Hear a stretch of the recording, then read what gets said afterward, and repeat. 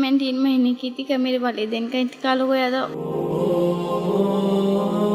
3 سال کی تھی کہ میری امی تک انتقال ہو گیا تھا. ہم نادر کے آفس گئے تھے. انہوں نے بولا اپنے ابو امی کو لائے ہیں اور NIC لائے اپنے ابو امی کی ہیں. امی کی تھی, ابو کی نہیں تھی. بولا آپ کا بے فارم نہیں بن سکتا. بسم اللہ الرحمن الرحیم. السلام علیکم ناظرین, میں ہوں آپ کا میزبان مرزا صوبان بیگ. ہم زندگی گزارتے ہیں ایک ایسے ملک میں کہ جہاں روز بروز تعلیم کا گراف نیچے آتا دکھائی دے رہا ہے. اس ملک کا سب سے بڑا شہر کراچی میں موجود ایک ایسی طالبہ کہ جو بچپن ہی میں والدین کے سائے سے تو محروم ہوئی, لیکن اس کے باوجود حالات کی یہ سختی, والدین کا نہ ہونا اس کی تعلیم کی راہ میں رکاوٹ نہ بن سکا. تعلیم کا سفر جاری ہی تھا, لیکن اب صورتحال یہ ہے کہ اس ملک میں بنائے گئے قوانین اور خاص طور پر نادرہ کے قانون اس کی تعلیم کے اندر راہ میں رکاوٹ بن کر کھڑے ہو گئے ہیں. اس سارے تناظر میں یہ کہنا غلط تو نہ ہوگا کہ کچھ تو ہے جس کی پردہ داری ہے, اور اسی کا جواب ہم تلاش کریں گے.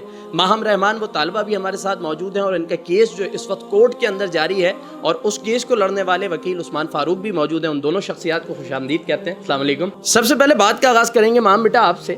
تھوڑا سا مجھے اپنی زندگی کے بارے میں بتائیے کہ کب آپ کے والدین اس دنیا سے رخصت ہوئے, اور اس کے بعد ابھی جو زندگی گزار رہی ہیں بیٹا کس کے ساتھ رہتی ہیں, کیا پڑھنے کا کتنا شوق ہے, کیا کر رہی ہیں, تھوڑا سا اپنے بارے میں بتائیں. میں 3 مہینے کی تھی کہ میرے والدین کا انتقال ہو گیا تھا, اور میں 3 سال کی تھی کہ میری امی تک انتقال ہو گیا تھا. میں اپنی خالہ کے ساتھ رہتی ہوں اور ماموں کے ساتھ رہتی ہوں, اور مجھے پڑھنے کا بہت شوق ہے, اور مجھے آگے اپنی تعلیم حاصل کرنی ہے اور مجھے کچھ بننا ہے.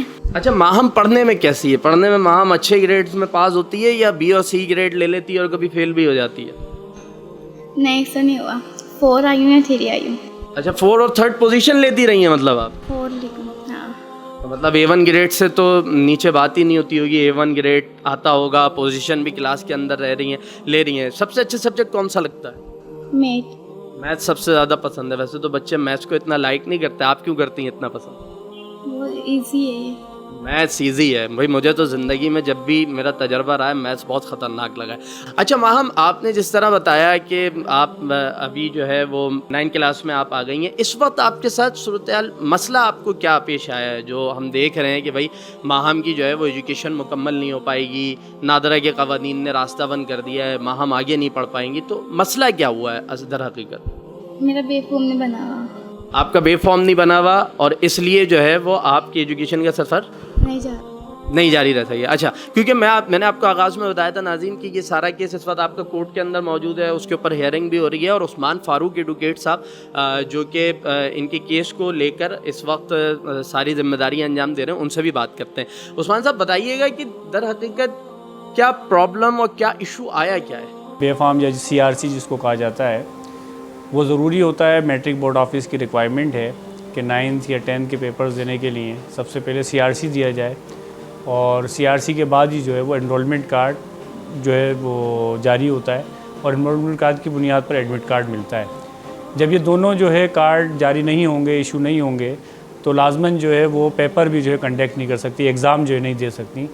تو اس وجہ سے جو ہے ان کا بے فارم نہیں بنا. اور بے فارم نہ بننے کی وجہ یہ, ایک تو یہ کہ ان کا جو خود بیک گراؤنڈ ہے وہ انتہائی جو ہے مفلسانہ ہے, اور بہت ہی قسمہ پرسی کی زندگی ہے. مالی مسائل بہت زیادہ یہ سارے مسائل بھی درپیش ہیں, اور اچھی بات یہ ہے کہ یہ اپنے پاؤں پہ کھڑا ہونا چاہتی ہیں اور یہ سارے مسائل سے بھی نکلنا چاہتی ہیں. لیکن بے فارم کے لیے جو ضروری ہے وہ یہ ہے کہ تھمب امپریشن چاہیے اور NIC چاہیے والدین کا. اچھا, NIC تو موجود ہے والدہ کا, چونکہ وہ 3 سال کی تھی, ان کی والدہ کا کسی نہ کسی طریقے سے NIC بنا لے گا. ڈیتھ سرٹیفکیٹ بھی ہے. والد کا تو کوئی ریکارڈ نہیں ہے. ٹھیک ہے, تو جب تک والدین جی آگے انگوٹھا نہیں لگائیں گے تب تک, یا ان کے NIC موجود نہیں ہوں گے تب تک نادرہ کا کہنا ہے کہ ہم ان کا بے فارم ایشو نہیں کر سکتے. جی بالکل. اگر جو ہے پیرنٹس اگر نہیں آتے, اور کوئی دوسرا راستہ نہیں ہے کہ گارجین ہو سکتے ہیں اس کے اندر, اور گارجین شپ جو ہے یہ فیملی کورٹ جاری کر سکتی ہے, اور اس کا ایک پروسیس ہوتا ہے وہ بھی اویل کیا جا سکتا ہے. لیکن اس کا مسئلہ یہ ہے کہ ان کا کوئی اس طرح سے کوئی نہیں ہے وارث کہ بالکل 2-3 مختلف لوگ ہیں, اور کس طرح سے وہ مطلب کیئر کرتے ہیں, کس طرح لے کے چلتے ہیں, یہ سارے اپنے جگہ جو ہے سوالیہ نشان ہے. اچھا ماہم, میں آپ سے پوچھوں گا کہ جب یہ آپ کا ایشو آیا کہ آپ کا فارم نہیں جا رہا, آپ کو اسکول والوں نے بتایا, اس وقت کیسا لگا آپ کو نا کہ دیکھیں میں اتنی محنت کرتی ہوں, اتنا اچھا پڑھتی ہوں, اس کے باوجود میرا فارم نہیں جا رہا, میں 9 کے پیپر شاید نہ دے سکوں, شاید مزید میں نہ پڑھ سکوں. کیا گزری اس وقت دل پر, کیا احساسات تھے؟ تب بہت برا بخار بھی ہوا تھا. اچھا بخار بھی ہو گیا. دیکھیں تعلیم سے محبت یہ ہوتی ہے, بخار ہو گیا. پھر اور بہت افسوس ہو رہا تھا, یہ میں 9 کے پیپر نہیں دے سکتی.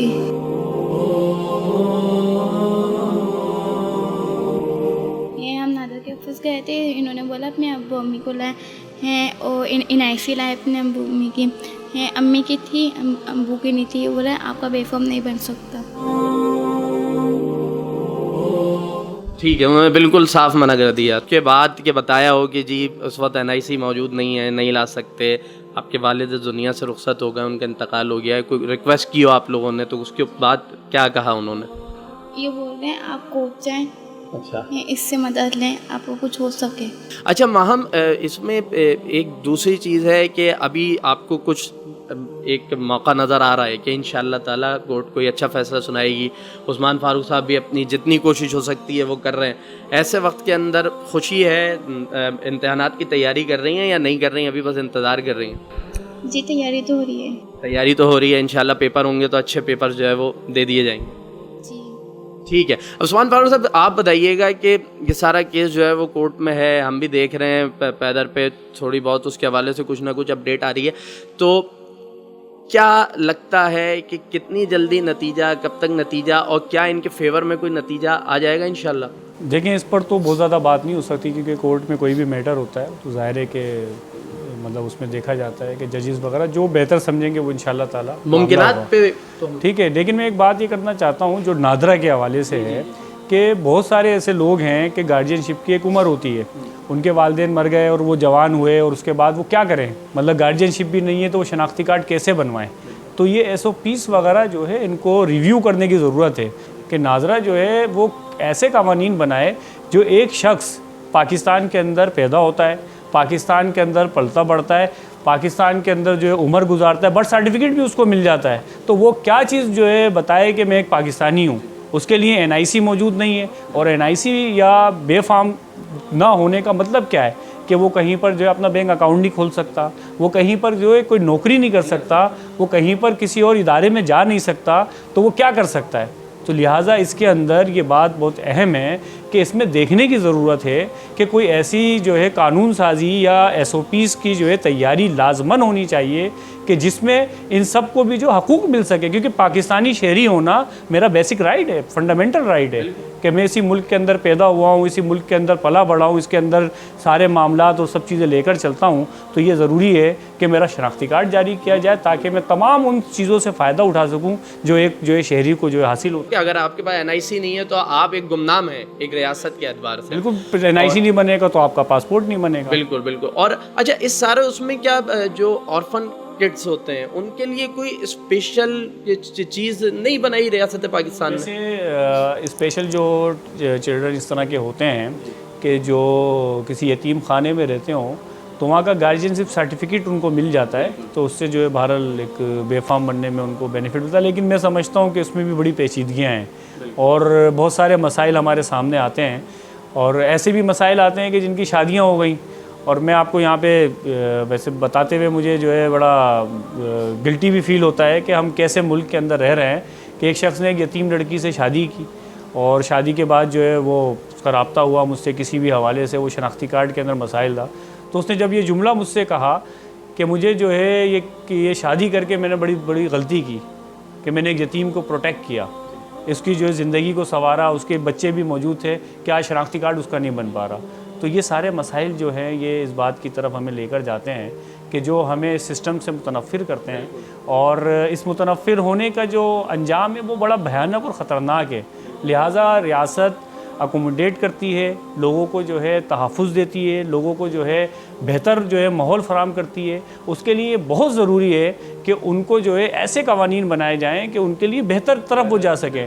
دیکھیں یہ ایک ناظرین بہت جو ہے وہ کرٹیکل معاملہ ہے کہ ایک بچی جو پڑھنا چاہ رہی ہے, جو اچھے نمبروں سے پاس ہو رہی ہے, اچھے نمبرز لے رہی ہے, مسلسل محنت کر رہی ہے, بجائے اس کی کہ اس کو ریاست اٹھا کے آگے لے کے جائے، اس کے لیے قوانین کو آسان کیا جائے. یہاں چیزیں اس نہج پر لے آئی ہیں کہ جی آگے دروازے بند ہیں اور آپ نے یہاں سے بس واپس جانا ہے. تو ماہم تھوڑا سا مجھے یہ بتاؤ کہ آپ نے اس طرح کا پوزیشنز لی ہیں، ابھی آپ 9 میں ہیں، تو 8 کلاس میں کیا پوزیشن تھی آپ کی؟ 3rd تھی. 8 کلاس میں 3rd پوزیشن لی، ٹھیک ہے. اچھا، جب انشاءاللہ سب کوشش کر رہے ہیں، سب آپ کے لیے محنت کر رہے ہیں، دعا گو ہیں، ہم بھی دعا کر رہے ہیں، ہمارے ناظرین بھی دعا کریں گے آپ کے لیے. یہ بتائیں کہ آپ کا فارم جمع ہوتا ہے، ماہم انشاءاللہ 9 بھی کلیئر کرتی ہیں، میٹرک بھی کرتی ہیں، تو پھر آگے کیا پڑھیں گی؟ سائنس پڑھیں گی، آرٹس پڑھیں گی، کالج جا کے کیا پڑھنا ہے؟ سائنس. بالکل. اور ایسے ہی بچوں کے لیے کہا گیا ہے کہ ارادے جن کے پختہ ہوں، نظر جن کی خدا پر ہو، تلاطم خیز موجوں سے وہ گھبرایا نہیں کرتے. تو ماہم آپ کا بھی بہت شکریہ، عثمان فاروق صاحب آپ کا بھی ہم نے وقت لیا، آپ کا بھی بہت شکریہ.